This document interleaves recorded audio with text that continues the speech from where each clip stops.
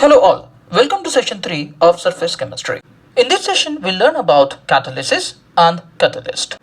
तो catalyst और catalysis क्या होता है ये जानने के लिए हम लोग एक एग्जाम्पल से शुरुआत करते हैं। जैसे अगर सपोज हम लोग KClO3 को स्ट्रांगली हीट करते हैं at near about 653 to 873 kelvin, तो वो डिकम्पोज हो जाता है to give KCl and O2. So, as per this reaction, 2 moles KClO3 के अगर सपोज हम लोग 653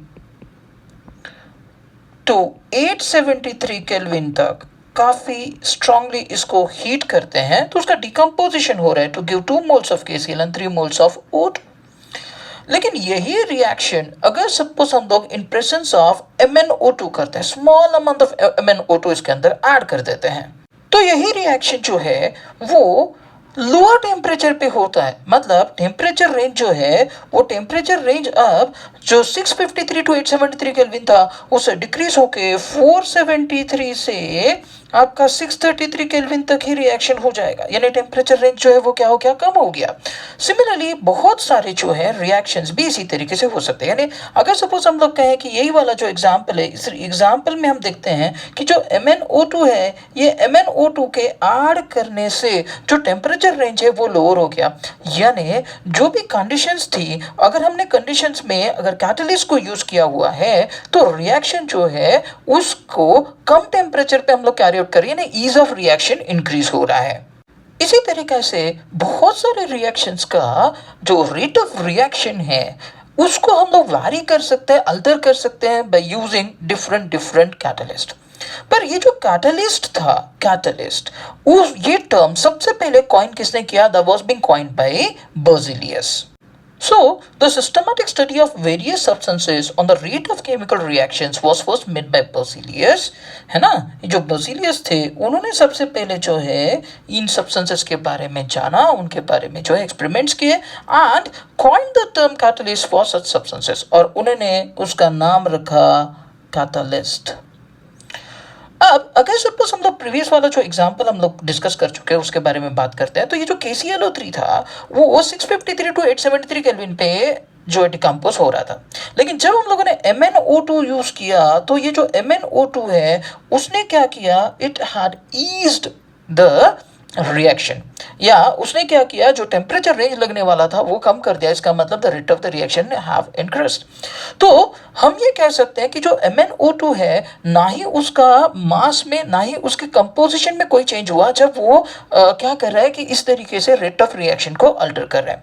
और इसीलिए जब हम लोग कैटलिस्ट को डिफाइन करते हैं तो हम इस तरीके से डिफाइन करते हैं, a substance which alters the rate of chemical reaction without itself undergoing any change in mass and chemical composition at the end of reaction. यानी जब ये रिएक्शन खत्म हो जाएगा तब जो हमारा कैटलिस्ट होगा ना ही उसके मास में ना ही उसके केमिकल कंपोजिशन में कोई फर्क पड़ेगा, और इसलिए हमें लगेगा कि वो रिएक्शन में हिस्सा नहीं लेता। और इसलिए बहुत बार जब हम लोग पढ़ते हैं तब हम लोग इस तरीके से भी बोलते हैं कि catalyst a substance which alters the rate of the reaction without itself undergoing any change in mass and composition की जगह हम लोग बोलते हैं without taking part in the chemical reaction. But actually it do take part in the chemical reaction, बस उसका मास और जो केमिकल कंपोजिशन जो है वो चेंज नहीं होता, वो असिस्ट करता है to alter the rate of the reaction. So अभी हम लोगों को कैटलिस्ट पता है। Now then what is catalysis then? अभी कैटालिसिस क्या होना चाहिए? तो वो जो फिनोमिना है by virtue of which the catalyst alters the rate of reaction is called as catalysis. हम इसको एक बार और दोहराते हैं। The phenomena by virtue of which the catalyst alters the rate of chemical reaction is called as catalysis. यानी जो mechanism है catalyst का that is called as catalysis. Now let us look at some terms जो catalysis में हम लोगों को जाननी चाहिए। Apart from catalyst and catalysis, एक और टर्म हमको जानना जरूरी है, that is promoters and poisons. ये दो अलग अलग सब्सटेंसेस होंगे, प्रमोटर्स एंड पॉइजन्स। अब ये प्रमोटर्स और पॉइजन्स होते क्या है? तो promoters are the substances that enhances the activity of catalyst. इसका मतलब ये है एक्टिविटी माने एबिलिटी। तो जनरली जो कैटलिस्ट होता है वो रेट ऑफ रिएक्शन को अल्टर कर सकता है, कोई भी केमिकल रिएक्शन के रेट को।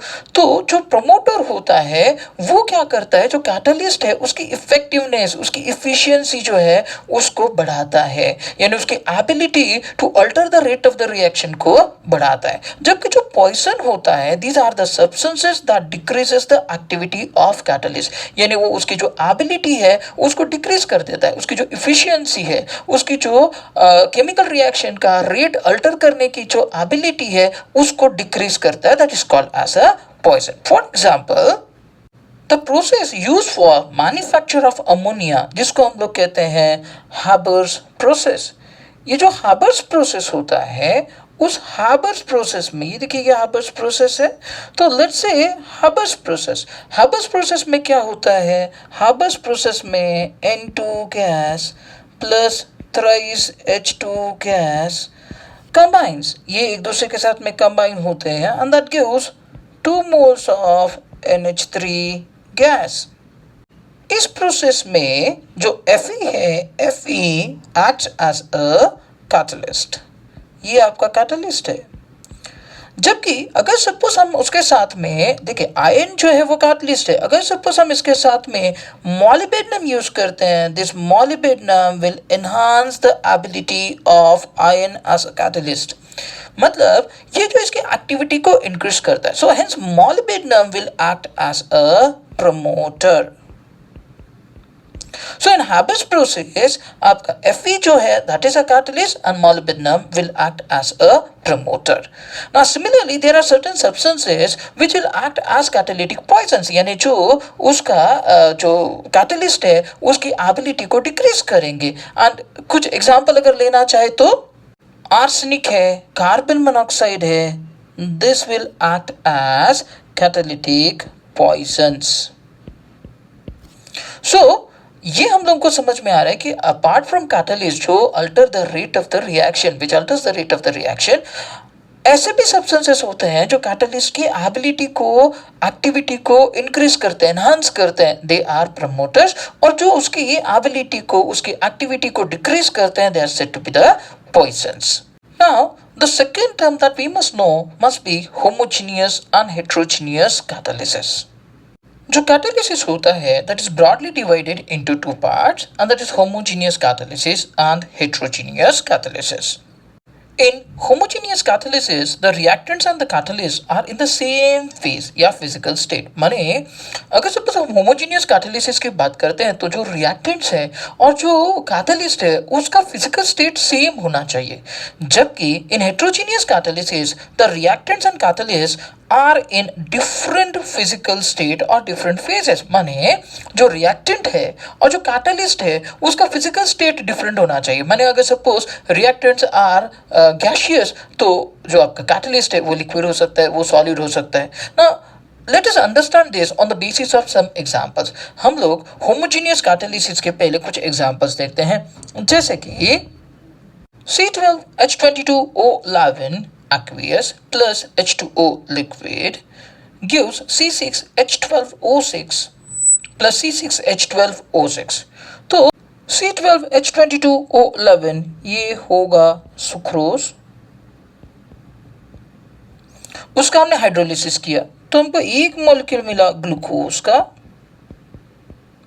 और एक मॉलिक्यूल मिला फ्रुक्टोज का। पर इसमें एक इंपॉर्टेंट चीज ये है कि आप देखिए रिएक्टेंट साइड में ये एक्वियस है, ये लिक्विड है और जो कैटलिस्ट है वो भी लिक्विड है। सो दैट मीन्स टू से व्हाट कि भाई आपकी जो रिएक्टेंट्स है और जो आपका कैटलिस्ट है उनका फिजिकल स्टेट क्या है, सेम है, and that's why this is homogeneous catalysis. Now let's take one more example. Twice SO2 gas plus O2 gas gives twice SO3 gas in presence of NO gas as a catalyst।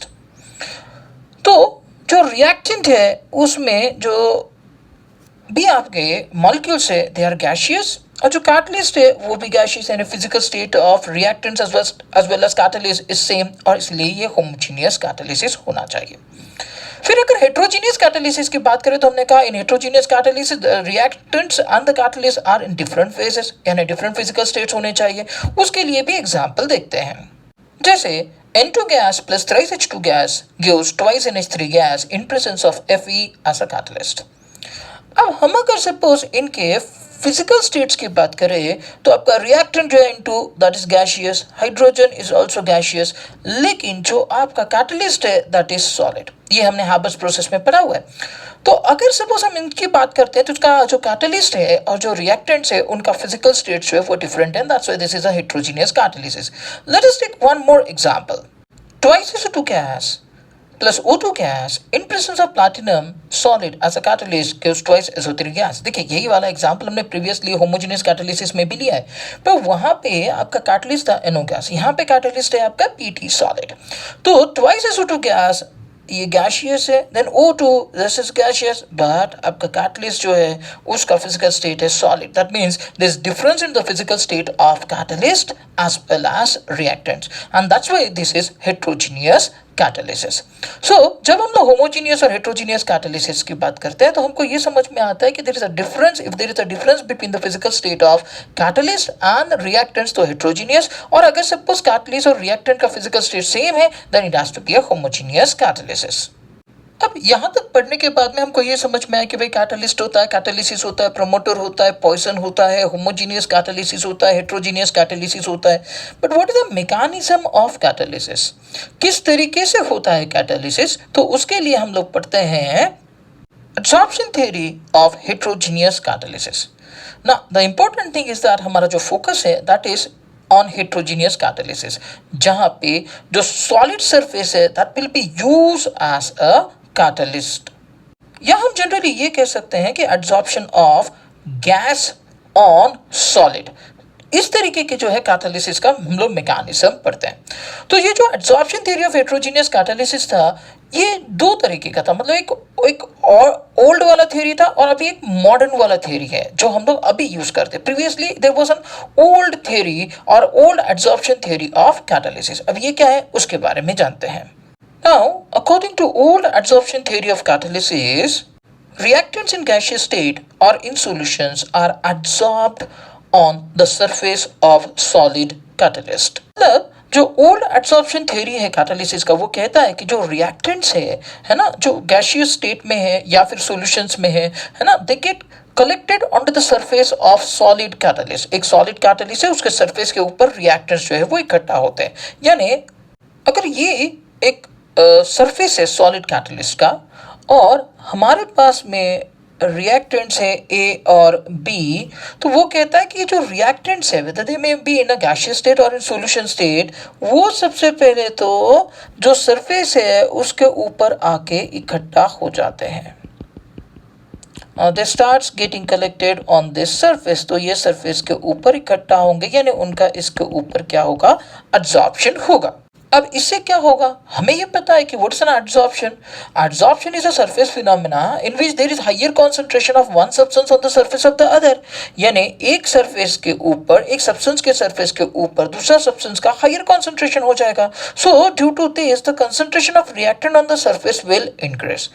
अब क्योंकि concentration increase हुआ है और इसीलिए हम इसको अलग अलग तरीके से एक्सप्लेन कर सकते हैं। हम कह सकते हैं कि as the concentration has been increased, now according to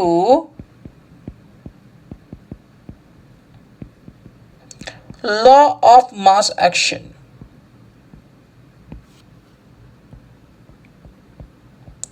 अगर सपोज हम लॉ ऑफ मास एक्शन की बात करते हैं तो according to law of mass action, more is the concentration, more should be the rate of the reaction. That is the rate of the reaction is directly proportional to concentration of the reactants। but old adsorption theory क्या कह रहा है, adsorption हो रहा है जहां पे जो reactants है उनका concentration solid surface जो catalyst है उसके ऊपर जो है वो बढ़ जाएगा। so as the concentration of reactant increases, so the rate of the reaction should also increase। ये हो गया according to law of mass action। अब यही चीज according to collision theory भी कहा जा सकता है। According to collision theory, greater the concentration, more will be the probability of collision of reactant molecules, hence greater will be the rate of reaction. यानी collision theory ये कहता है कि भाई जितना ज़्यादा यहाँ पे concentration होगा, जितने ज़्यादा particles यहाँ पे इकट्ठा हो जाएंगे, उतना ज़्यादा probability of collision होगा, उतनी ज़्यादा chances होंगे कि जो reactant particles है, reactant molecules है, वो एक दूसरे के साथ में collide करें, और इसीलिए there should be a greater rate of reaction. यानी दोनों theories, according to law of mass action also and according to the collision theory also, अगर suppose absorption हो रहा है तो rate of reaction जो है वो बढ़ेगा. यानी solid surface के ऊपर जो catalyst है ना, उसके ऊपर reactants अगर suppose absorb हो रहे हैं तो rate of reaction बढ़ना चाहिए, ऐसा old absorption theory बोलता था, using what law of mass action and according to the collision theory. Moreover, ये जो absorption है, it's an exothermic phenomena. So जो हीट ऑफ एब्जॉर्प्शन है that is utilized to increase the rate of reaction. हमको पता है कोई भी रिएक्शन होने के लिए there will be some energy of activation required, कुछ ना कुछ एनर्जी ऑफ एक्टिवेशन तो लगेगा. अब वही जो एनर्जी ऑफ एक्टिवेशन है ये कहाँ से आएगा? तो जब भी ओल्ड एब्जॉर्प्शन थ्योरी बोलता है कि भाई जब भी ये जो रिएक्टेंट पार्टिकल्स है वो जब एब्जॉर्ब होंगे सॉलिड कैटलिस्ट के ऊपर तो एनर्जी जो है वो हीट जो है वो लिबरेट होगी. ये हीट जो है that will be absorb by the reactant particles to carry out the reaction. क्यों? क्योंकि उनको उतना एनर्जी ऑफ एक्टिवेशन मिलेगा. सो ये जो ओल्ड एब्जॉर्प्शन थ्योरी था कैटालिसिस का, ये कहता था this is because of the absorption phenomena कि जो भी कैटालिसिस है उसमें रेट ऑफ रिएक्शन बढ़ रहा है. व्हाई? बिकॉज एक, क्योंकि जितना ज्यादा कॉन्सेंट्रेशन होगा उतना ज्यादा rate of reaction, law of mass action, जितना ज्यादा कॉन्सेंट्रेशन होगा उतने ज्यादा प्रोबेबिलिटी ऑफ कोलिशन होगा, कोलिशन थ्योरी. और because absorption is exothermic phenomena, उसमें से हीट भी निकलेगी जो रिएक्टेंट पार्टिकल्स एब्जॉर्ब करके उनको एनर्जी ऑफ एक्टिवेशन मिल जाएगा तो वो रिएक्ट करेंगे. So this was the base of old absorption theory of catalysis. लेकिन जो नया वाला एब्जॉर्प्शन थ्योरी है कैटालिसिस का, which is also called as a modern absorption theory of catalysis, वो कॉम्बिनेशन है. किस चीज का कॉम्बिनेशन है? This is a combination of absorption theory and intermediate formation. Now according to modern absorption theory of catalysis, जो mechanism होता है catalysis का, it involves 5 steps. The first step involves diffusion of reactants to the surface of catalyst. यानी पहले वाले step में जो catalyst है उसके सरफेस के ऊपर रिएक्टेंट्स जो है वो डिफ्यूज होते हैं. मतलब ये अगर सपोज कैटालिस्ट सरफेस है और ये जो बाहर निकले हुए जो these are valences, free valences या रेसिडुअल वैलेंसीज है, और अगर हमारे जो रिएक्टेंट्स है दिस रिएक्टेंट्स आर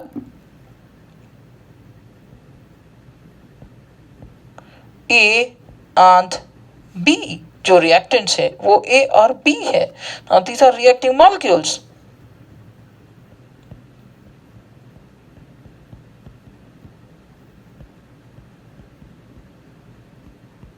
सो ये जो रिएक्टिंग मॉलिक्यूल्स है, ये रिएक्टिंग मॉलिक्यूल्स सबसे पहले जो है यहाँ डिफ्यूज होंगे. रिएक्टिंग मॉलिक्यूल्स जो है वो यहाँ पे डिफ्यूज होंगे. That is the first step. The second step in the mechanism says adsorption of reactant molecules on the surface. यानी ये जो A और B molecules है वहां पे तो डिफ्यूज हो गए यानी उसके नजदीक आ गए. अब उनका क्या होगा? adsorption होगा हमारा जो catalytic surface है उसके ऊपर. So by the end of the second step ये जो A और B है वो यहाँ इसके ऊपर सरफेस के ऊपर adsorb हो जाएंगे. So adsorption of the reacting molecules on the surface. अब जो तीसरा वाला स्टेप है मैकेनिज्म का, it says occurrence of chemical reaction that is formation of an intermediate. यानी ये जो A और B है क्योंकि वो अभी adsorb हो गए हैं कैटलिस्ट के सरफेस के ऊपर, अब ये आपस में एक दूसरे के साथ में रिएक्ट करेंगे. So at the end of the third step there will be a formation of bond between A and B, यानी ए और बी में बॉन्ड बनना शुरू होगा, क्योंकि उसको एनर्जी ऑफ एक्टिवेशन मिल जाएगा किससे, आपके कैटलिस्ट के सरफेस से, और या फिर कोई फंक्शनल ग्रुप मिल जाएगा रिएक्शन के लिए, तो ए और बी के बीच में जो है वो रिएक्शन होना शुरू हो जाएगा।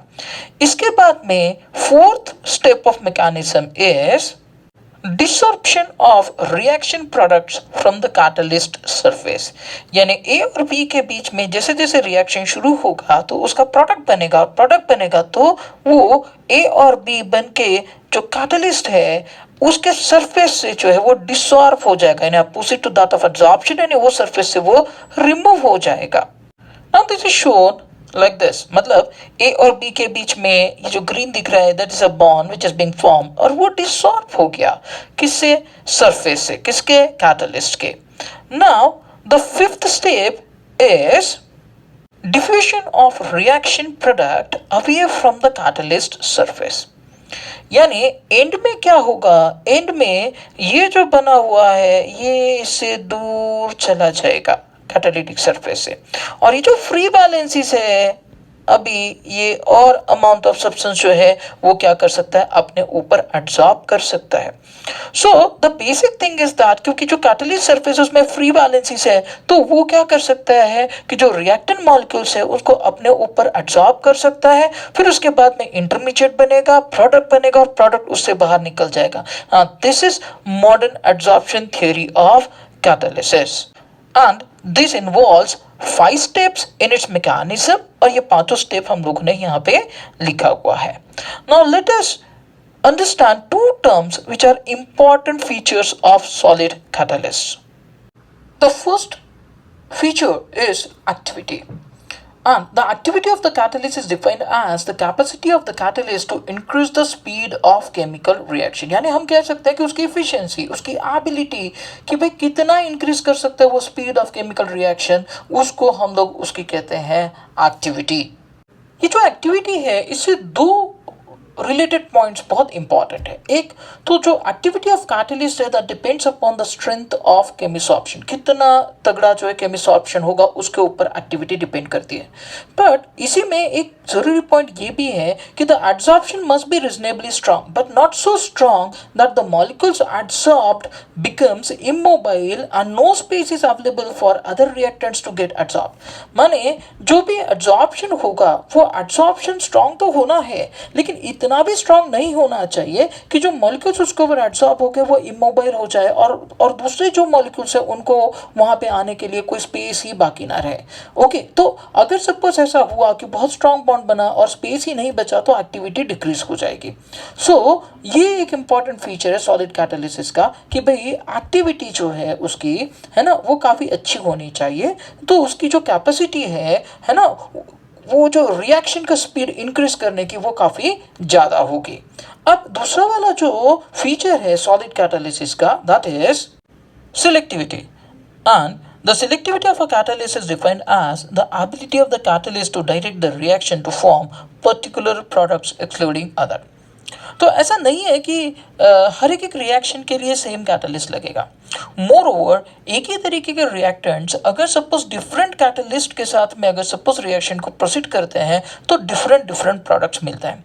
सो ये जो सिलेक्टिविटी है ये सिलेक्टिविटी ऑफ अ कैटलिस्ट को हम लोग इस तरीके से डिफाइन करते हैं कि उसकी ability to produce a particular type of product, जैसे कि कार्बन मोनोऑक्साइड और हाइड्रोजन का रिएक्शन करते हैं by using different different catalyst तो हमको अलग अलग प्रोडक्ट मिलते हैं। जैसे कि अगर carbon monoxide plus hydrogen gas in presence of nickel as a catalyst हमको मिला है methane plus H2O gas. Similarly अगर सपोज यही reaction carbon monoxide gas plus twice H2 gas in presence of CO, ZNO, Cr2O3 अगर suppose हम लोग करते हैं तो कैटलिस्ट हैज बीन चेंज तो आपको मिल रहा है मिथिल अल्कोहल। यही रिएक्शन अगर suppose carbon monoxide gas plus hydrogen gas in presence of copper as a catalyst आपको मिल रहा है फॉर्मल्डिहाइड गैस।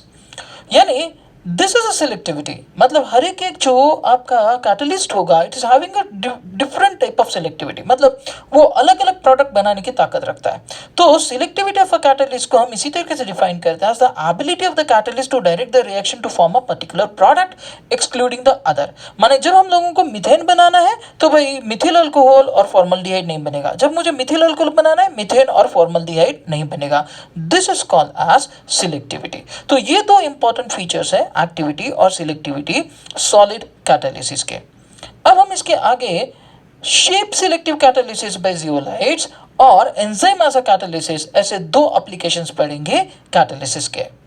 पहला वाला है shape selective catalysis by zeolite. पहले हम ये समझते हैं कि भाई ये शेप सिलेक्टिव कैटालिसिस क्या होता है।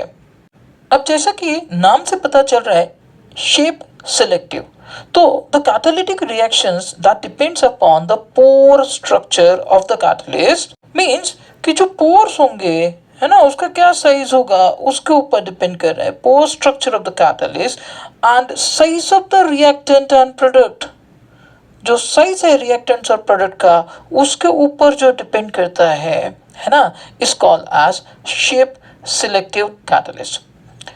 फॉर एग्जाम्पल ये जो जियोलाइट्स होते हैं they are good shape selective catalyst. अब ऐसा क्यों है कि they are good shape selective catalyst, क्योंकि उनका एक हनीकॉम्ब लाइक स्ट्रक्चर होता है। हमको जो डायग्राम दिखाई दे रहा है उस डायग्राम में अगर सपोज हम लोग देखते हैं तो these are very tiny pores, these are very very very very tiny pores, और जो पार्टिकल का साइज जो है इसके जितना होगा इससे छोटा होगा, that will only go through और pass through this particular catalyst. तो basically this is a shape selective catalyst, मतलब उस तरीके का शेप जिसका होगा और साइज अगर उतना होगा रिएक्टेंट या प्रोडक्ट मॉलिक्यूल्स का वही उसके अंदर जो है जा पाएंगे। And that's the reason why zeolites are good shape selective catalyst. जो जियोलाइट्स है हम उनको कैसे डिस्क्राइब कर सकते हैं, हम कहते हैं zeolites are microporous aluminosilicates with 3-dimensional network of silicates in which some silicon atoms are replaced by aluminium। यहाँ आप देख रही है जो बाजू में स्ट्रक्चर दिया है वहाँ पे कुछ SiO4 यूनिट दिखाई दे रहे हैं, उसमें Si4+ है, O2- है एंड Al3+ है। तो कहीं कहीं पे जो है जो सिलिकॉन आटम्स है उसके जगह पे कौन आएगा, एल्यूमिनियम आटम्स आ जाएगा। तो they are said to be the aluminosilicates जिनको 3-dimensional नेटवर्क स्ट्रक्चर होगा। अब इनके जो पोर्स होंगे वो काफी छोटे छोटे होंगे and this size varies from 260 picometre to 740 picometre, मतलब ये जो पोर्स होंगे वो काफी छोटे छोटे होंगे इसके अंदर जियोलाइट्स के अंदर, और वो साइज जो है वो वैरी करेगा 260 से 740 पिकोमीटर के बीच में। और इसीलिए सिर्फ वही मॉलिक्यूल्स जो है इसके ऊपर एब्सॉर्ब होंगे जिनका जो साइज होगा that will be small enough to enter and leave this cavities, यानी ये जो भी साइज है इसके अंदर जो है इससे छोटा पार्टिकल बराबर है वही जाके एब्सॉर्ब हो सकता है और वही जो है बड़ी आसानी से यहाँ से लीव हो सकता है। So that is the functioning of zeolites कि जियोलाइट जो है वो शेप सिलेक्टिव, इसलिए इसी तरीके का शेप भी होना चाहिए और साइज भी जो पोर्स है उससे स्मॉलर होना चाहिए, तो वही पार्टिकल उसके अंदर आ जाके एब्सॉर्ब हो जाएंगे। फॉर एग्जांपल एक इंपॉर्टेंट कैटलिस्ट है जो कि पेट्रोलियम इंडस्ट्री में यूज होता है which is called as ZSM5। ये जो ZSM5 होता है this is called as zeolite with सिर्फ मॉलिक्यूलर पोरोसिटी 5, यानी उसका पोर का साइज है, ये जो पोर का साइज है this size is so small और शेप भी, तो उसमें उसी तरीके के जो पार्टिकल्स है वो उसके अंदर जो है वो जा पाएंगे एंड दे गेट एब्सॉर्ब्ड, और इसी तरीके के पार्टिकल उसके अंदर जो है वो क्या हो जाएंगे, एब्सॉर्ब हो जाएंगे या उससे छोटे। तो this is a shape selective catalysis. और ये जो ZSM5 है दैट कन्वर्ट्स आपका जो अल्कोहल होता है directly into gasoline which is nothing but the petrol. तो हम लोग ये जो आजकल बोलते हैं कि जो वनस्पति है उससे जो है पेट्रोल बनाना शुरू हो रहा है या बनता है, तो this one the catalyst use is ZSM5। So these shape selective catalysis is being used widely in petroleum industry. That is an application of zeolites. Let us now study another application of catalysis and the second one is enzyme catalysis. पर पहले तो ये जानना होगा कि भाई ये enzyme होता क्या है। तो एंजाइम्स आर बायोलॉजिकल कैटलिस्ट, यानी ये बायोलॉजिकल कैटलिस्ट होते हैं। They are complex nitrogenous compounds, इसके अंदर नाइट्रोजन होना चाहिए, that are produced by living plants and animals having high molecular mass ranging from 15,000 to 10 lakh gram per mole. अब ये हम लोगों को समझना चाहिए कि ये वाला कॉन्सेप्ट आपको बायो में भी आएगा, isn't it? या इसके पहले भी जब 10th में आप लोगों ने रिलेटेड टू बायो पढ़ा होगा तो एंजाइम्स आते हैं। So they are biological catalyst, they are present in our body and they are being produced by living plants and animals. और इन जो एंजाइम्स होते हैं उनका मॉलिक्यूलर मास काफ़ी ज़्यादा होता है, और हमने यहाँ रेंज भी लिखा है लगभग 15,000 से 10 लाख ग्राम पर मोल। ये जो एंजाइम्स है ये हमारी बॉडी में किस तरीके से काम करते हैं, तो जो बेसिक इनका मैकेनिज्म होता है वो मैकेनिज्म हम लोग बोलते हैं लॉक एंड की मैकेनिज्म। अब ये लॉक एंड की मैकेनिज्म क्या होता है? अगर हम लोग लॉक एंड की मैकेनिज्म कहते हैं तो ये लॉक एंड की मैकेनिज्म क्या होता है?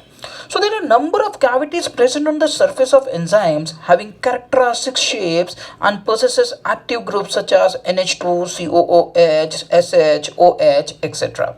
माने ये जो हम लोगों को एंजाइम दिखाई दे रहे हैं, इस एंजाइम में आप देखिएगा कि there are these type of shapes, there are some characteristic shapes, कि जिसके अंदर एक पर्टिकुलर टाइप के मॉलिक्यूल्स ही सबस्ट्रेट के जो है वो क्या हो सकता है जाके अकोमोडेट हो सकता है। जिस सी ओवर हियर यहाँ आपको दिखाई दे रहा है कि ये भाई ये वाला पार्टिकल ही तो इसके अंदर जाके जो है अकोमोडेट हो सकता है, इसके अलावा दूसरा कोई शेप अगर रहेगा पार्टिकल का तो वो उसके अंदर ऑक्यूपाई नहीं हो पाएगा ना। This is just like that of a lock and key arrangement, की एक पर्टिकुलर ताले के लिए एक पर्टिकुलर चाबी ही रहती, क्योंकि उसके अंदर जो बना हुआ अरेंजमेंट है वो उसी तरीके का है कि वो पर्टिकुलर ताले के लिए ही वो पर्टिकुलर जो है वो आपकी की जो है वो लगेगी। So that's why this is called as a lock and key arrangement. So the reactant molecules यानी substrate which have complementary shape fix into it, तो अभी आपने देखा कि भाई ये इसके अंदर फिक्स हो गया। Now because active groups are present, यानी यहाँ पे एक्टिव ग्रुप्स प्रेजेंट है, जो हम लोगों ने पहले कहा था कि भाई जो भी आपकी कैविटीज होगी वहाँ पे एक्टिव ग्रुप्स होंगे such as NH2, COH, SH और OH। So because of the presence of this active groups एक एक्टिवेटेड कॉम्प्लेक्स बनेगा, okay, and when this activated complex is form that will decompose to yield the product. तो अभी यहाँ पे जो है reaction initiate हो जाएगा because there are activated complex which will provide the functional group, और फिर जो प्रोडक्ट बनेगा it will decompose to form the product. अब ये यहाँ से बाहर निकला और आपका जो एंजाइम है दैट इज अगेन फ्री। इसको एक साइकिल के फॉर्म में भी हम लोग देख सकते हैं, जैसे इसमें हमें पहले एक एंजाइम दिखाई दे रहा है जो फ्री है, इसके अंदर जो है कोई भी जो है आपके पास में सबस्ट्रेट नहीं आया हुआ है, तो देयर आर फ्री साइड्स, ये फ्री साइड्स है। फिर जो सबस्ट्रेट है वो सबस्ट्रेट इन फ्री साइड्स को जो है ऑक्यूपाई करता है। Now this is called as an enzyme substrate complex, जहाँ पे उसने जो है क्या किया कि जो भी ये फ्री साइड्स थी उसको ऑक्यूपाई कर लिया सबस्ट्रेट यानी हमारा रिएक्टेंट मॉलिक्यूल। अब ये जो जो फ्री साइड्स थी जिसमें जो हमारा सबसेट आया है वो उसको फंक्शनल ग्रुप प्रोवाइड करेगा, एनर्जी प्रोवाइड करेगा, तो जो एंजाइम प्रोडक्ट जो है कॉम्प्लेक्स बनेगा। अब ये जो प्रोडक्ट जब बन जाएगा तो जो प्रोडक्ट है वो यहाँ से देखिएगा ये जो है बाहर की ओर निकल के गया, so product is being form, और जो एंजाइम है वापस से जो है फ्री हो गया। अब ये और ज़्यादा जो है सबस्ट्रेट को अपने ऊपर अकोमोडेट करके रिएक्शन को कैटलाइज कर सकता है। इसके मायने क्या है कि भाई हम इसको दो स्टेप्स में लिख सकते हैं। स्टेप 1 क्या होगा, binding of enzyme to substrate to form an activated complex, यानी अगर E आपका एंजाइम है और S आपका सबस्ट्रेट है तो पहले जो S है वो E पे आएगा, it will form a complex, बराबर है, कॉम्प्लेक्स क्या बनेगा ES। और सेकंड स्टेप क्या है, तो सेकंड स्टेप है decomposition of the activated complex to form product, यानी जो ES है अब वो ब्रेक हो जाएगा E प्लस P में, यानी आपका जो एंजाइम है वो वापस से आपके पास में फ्री हो गया टू अकोमोडेट मोर सबस्ट्रेट। और इस तरीके से एंजाइम कैटालिसिस होता है। तो आपने जियोलाइट भी देखा, आपने जो है एंजाइम एज अ कैटालिसिस भी देखा, दोनों में जो है सरफेस फिनोमेना ही है, and that's why this is catalysis is being included into surface chemistry. अब एंजाइम कैटालिसिस का मैकेनिज्म समझने के बाद में हम समझते हैं कि what are the characteristics of enzyme catalysis, क्या क्या कैरेक्टरिस्टिक्स होनी चाहिए। Number 1 is specificity.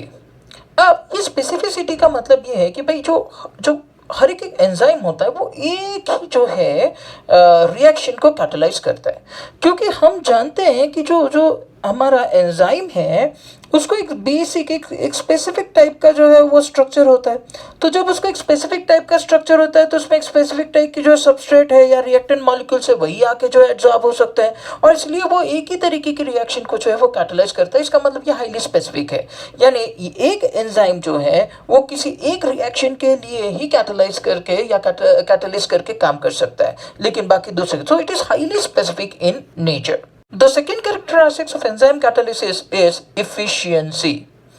ये जो एंजाइम्स होते हैं they are very highly efficient, वो बहुत ज़्यादा इफिशियंट होते हैं, और लगभग एक molecule of enzyme can transform near about 1 million molecules of reactants per minute. इतनी ज़्यादा उनकी जो है एफिशिएंसी होती है, और इसीलिए तो it acts as a biological catalyst. बहुत सारी बायोलॉजिकल बायोकेमिकल प्रोसेसेस जो है बड़ी इफिशिएंटली हमारी बॉडी में होती है because of this enzymes. The third important characteristics of enzyme catalysis is optimum temperature and pressure. तो जनरली ये जो एंजाइम्स होते हैं they behave as a catalyst very efficiently as a temperature range between 298 kelvin to 310 kelvin. माने room temperature से लेके जो है थोड़ा सा हायर टेम्परेचर रेंज हम लोग बोल सकते हैं 37 डिग्री सेल्सियस तक। इसका मतलब ये है 25 से लेके 37 डिग्री सेल्सियस तक जो है ये ऑप्टिमम टेम्परेचर रेंज है, और ऑप्टिमम पीएच वैल्यू कितना है 5 to 7। यानी जो हमारा एंजाइम है वो बहुत एफिशिएंटली काम करेगा जब ये टेम्परेचर रेंज और ये पीएच रेंज में हमारे पास में कंडीशंस अवेलेबल होंगी। The fourth characteristics of enzyme catalysis is that कि भाई उसका जो एक्टिविटी है it increases in presence of activators and coenzymes। Generally जो एक्टिवेटर्स है वो मेटल आयंस होते हैं, जैसे कि Na+, Mn2+, CO2+, Cu2+, ये सारे जो मेटल आयंस है दे एक्ट एज एक्टिवेटर, और ये क्या करते हैं, ये बहुत वीकली बॉन्डेड होते हैं एंजाइम मॉलिक्यूल्स को, और ये क्या करते हैं कि जो कैटालिटिक एक्टिविटी है उसको इंक्रीज करते हैं। सो जनरली इसका कैरेक्टरिस्टिक्स जो एंजाइम कैटालिसिस का ये है कि भाई उनकी activity in presence of activator और को एंजाइम के प्रेजेंस में इंक्रीज होती है। The next characteristics is about influence of inhibitors and poisons. Generally जो हमारे enzymes होते हैं they are very much influenced by inhibitors and poisons. जो एक्टिविटी होती है एंजाइम्स की वो स्लो डाउन करते आते हैं अगर इनहिबिटर्स है या पॉइजन्स है। ये इनहिबिटर्स या पॉइजन्स जो होते हैं वो जनरली एक्टिव फंक्शनल ग्रुप होते हैं जो कि कैटालिटिक एक्टिविटी जो है एंजाइम्स की वो डिस्ट्रॉय करते हैं, और इस तरीके से जो है ये जो भी आपका एंजाइम है उसकी एक्टिविटी को स्लो डाउन करते हैं, या उस एक्टिविटी को जो है इनहिबिटर्स और पॉइजन्स जो है वो क्या कर देते हैं, कम कर देते हैं। So these are the characteristics of enzyme catalysis. अब हम लोग कुछ एग्जांपल्स देखते हैं एंजाइम कैटालिसिस के। पहला एग्जांपल है इन्वर्शन ऑफ केन शुगर। ये जो C12H22O11 है ये हमारा केन शुगर है यानी सुक्रोज है। इसका अगर सपोज हम लोग हाइड्रोलिसिस करते हैं तो that used to give glucose and fructose, and the enzyme used for catalysis is invertase. Generally जो एंजाइम्स होते हैं उनके लास्ट में ASE आया हुआ आपको दिखाई दे जाएगा। So generally the invertase is an enzyme जो कि क्या करता है, इन्वर्शन ऑफ केन शुगर करता है ना। व्हाई इज एन इन्वर्शन, क्योंकि जो सुक्रोज होता है that is dextro rotatory, and जो ग्लूकोज है that is dextro rotatory, whereas जो फ्रुक्टोज है दैट इज लेवो रोटेटरी। लेकिन डेक्स्ट्रोज अगर सपोज +52 से क्लॉकवाइज रोटेट करता है तो जो फ्रुक्टोज है वो -88 यानी एंटी क्लॉकवाइज 88 डिग्री से जो है वो रोटेट करता है। So the net effect is ये जो है लेवो रोटेटरी होगा। तो जो रिएक्टेंट है आपका वो डेक्स्ट्रो रोटेटरी है और जो आपका प्रोडक्ट है दैट इज लेवो रोटेटरी। इसका मतलब इन्वर्शन हुआ, and that's why this is called as inversion of cane sugar. So hydrolysis of sucrose या cane sugar is called as an inversion of cane sugar. और इसके लिए जो हम लोगों ने एंजाइम यूज किया दैट इज इन्वर्टेज। एक और एग्जांपल लेते हैं, conversion of starch into maltose. तो ये हमारा जो है वो स्टार्च है, C6H10O5 n number of times, उसका अगर सपोज हम लोग हाइड्रोलिसिस करते हैं, the enzyme use is diastase and that gives maltose, ये आपको मिलता है maltose. Now the enzyme use is diastase, जैसे आपका केन शुगर के लिए आप लोगों ने यूज किया था इन्वर्टेज मतलब इन्वर्शन के लिए, वैसे ही conversion of starch into maltose we use an enzyme diastase. एक और एग्जांपल लेते हैं, and that is conversion of glucose into ethyl alcohol. So अगर सपोज हम लोग ग्लूकोज जो है उसको इथिल अल्कोहल में कन्वर्ट करना चाहते हैं तो we use an enzyme zymase. So अगर जाइमेस यूज करते हैं, this is an ethyl alcohol और कार्बन डाइऑक्साइड जो है वो रिलीज होगा। सो ऑल इन ऑल अगर सपोज हम लोग देखें तो हमारे पास में जो है एंजाइम कैटालाइसिस है या एंजाइम कैटालिस्ट है, जैसे इन्वर्टेज हो गया, डायस्टेज हो गया, जाइमेस हो गया, ये आपके जो है एंजाइम कैटालिस्ट है। That's all in this session. Thanks for watching. Do subscribe to the channel and keep on watching to get more videos like this for your NEET and JEE preparation.